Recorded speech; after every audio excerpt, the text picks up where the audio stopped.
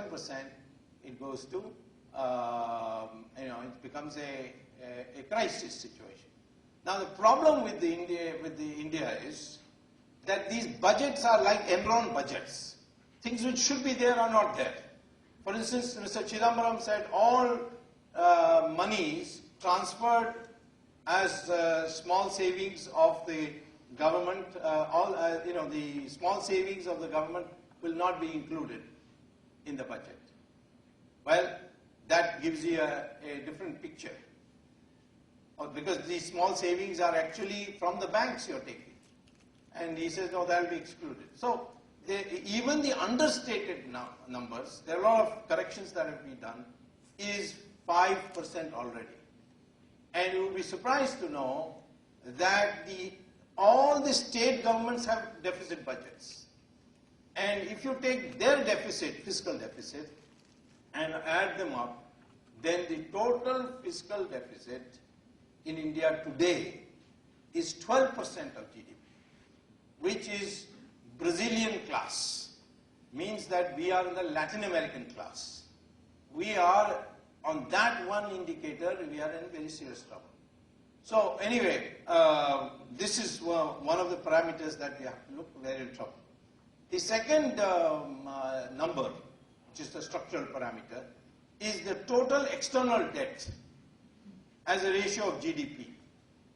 Does anybody know what that percentage would be like? Well, I mean, I don't expect you to know but this is something you should learn in one of your courses. One of the structural parameters very important for predicting financial stability is the percentage of the total external debt as a ratio of GDP. And that at India is roughly running at 18%, which is reasonable. There are countries which have gone to 300%. In fact, during the East Asian crisis, Indonesia had gone up to 300%. So I would say if any time it exceeds 50%, danger. Your countries. So on that, India is not in danger, nor is China in danger. Then short-term debt as a percentage of total debt.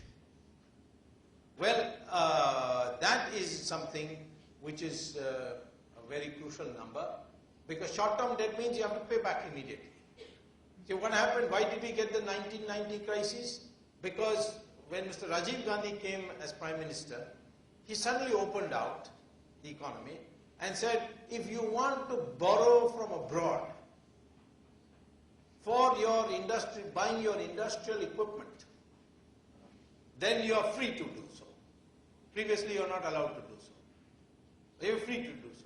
So people with bottled up, frustrations and so on, which they had during the strict socialist period, said, let's go and buy new machines and so on. Well, they all bought new machines, but Mr. Rajiv Gandhi should have had this government specify